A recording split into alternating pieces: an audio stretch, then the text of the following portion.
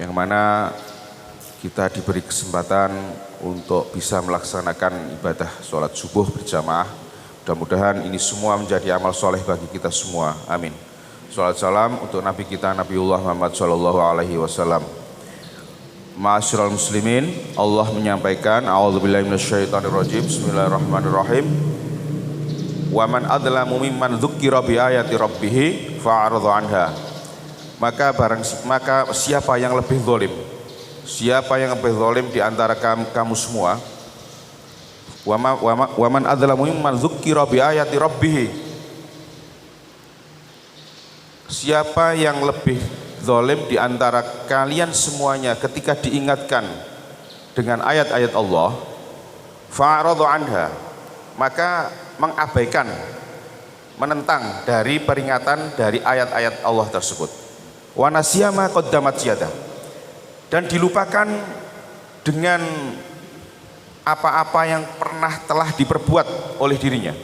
Wa nasiya ma qaddamat yadah, dan dengan melupakan apa-apa yang telah diperbuat oleh dirinya, yang pernah diperbuat dan dikerjakan, itu dijadikan oleh Allah, inna ja'alna ala qulubihim, kami jadikan pada hatinya, akinnatan ayyafqahuhu wa fi adhanihim waqra, kami jadikan pada hatinya itu penutup, tabir, untuk bisa memahami dari ayat-ayat Allah yang telah disampaikan. Wa ja'alna ala qulubihim akinnatan ayyafqahu wa fi adhanihim waqra, dan pada telinganya kami tutup dengan tutup dan sumbatan-sumbatan, tutupan-tutupan. Wa in tad'uhum ilal huda fala yahtadu idzan abada, dan ketika diajak untuk mendatangi, untuk menerima al-huda, yaitu petunjuk-petunjuk dari Allah, seperti yang di awal tadi, yaitu peringatan-peringatan dari ayat-ayat yang telah Allah sampaikan, fala yahtadu idzan abada, tidak akan pernah dapat petunjuk selamanya. Ma'asyiral muslimin, ayat ini memberikan suatu gambaran kepada kita bahwa manusia, kaum yang telah diberi peringatan oleh ayat-ayat Allah, dengan ayat-ayat Allah kemudian mengabaikan, fa'arada anha, mengabaikan, wa nasiya ma qaddamat yadah, dan lupa terhadap apa-apa yang pernah dilakukan, apa-apa yang pernah diperbuat, itu menjadikan dirinya itu tidak bisa menerima, tidak bisa memahami, tidak bisa menelaah, mengiktibari dari ayat-ayat yang telah Allah berikan. Karena apa? Karena banyak perbuatan-perbuatan maksiat dan dosa yang pernah dilakukan, sehingga menutup hatinya untuk mendapatkan kefahaman, mendapatkan pengertian dari ayat-ayat yang telah Allah berikan. Karena pada dasarnya dosa-dosa, kesalahan-kesalahan dan maksiat-maksiat itu bisa menutupi hati. Ayafqahu wa fi adhanihim waqra, dan pada telinganya tertutup karena sudah banyak maksiat-maksiat tersebut. Hatinya tidak bisa menerima, telinganya tidak bisa mendengarkan dari nasihat-nasihat dan seruan-seruan. Fala yahtadu idzan abada. Wa in tad'uhum ilal huda fala yahtadu idzan abada.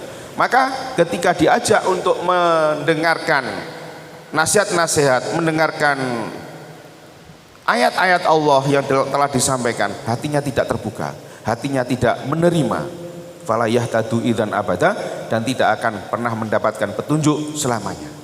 Ini adalah gambaran bahwa ada umat yang seperti ini, ada gambaran-gambaran manusia-manusia yang seperti ini. Oleh karena itu kita jamaah semuanya, kita bisa menelaah, kita bisa mengambil pelajaran dari ayat-ayat yang telah Allah sampaikan, yang kami bawa ini.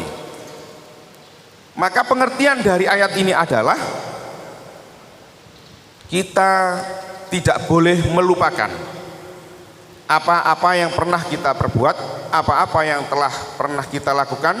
Kalaupun itu perbuatan melanggar, maka kita beristighfar kepada Allah.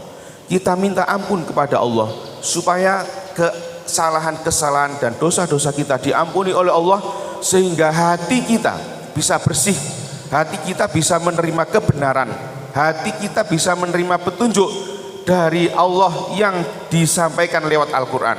Hati kita bisa menerima ayat-ayat Allah yang disampaikan oleh para mubaligh. Hati kita bisa menerima ajakan-ajakan kebaikan.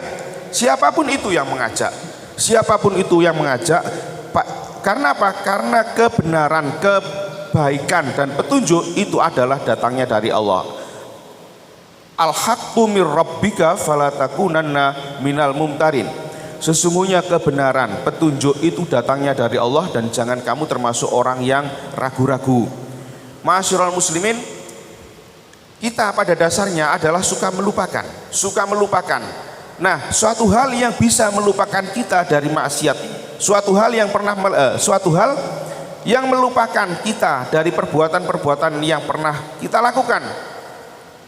Perbuatan itu kalaupun misalkan tidak diridhoi oleh Allah, itu adalah yang melupakannya, itu adalah syaitan.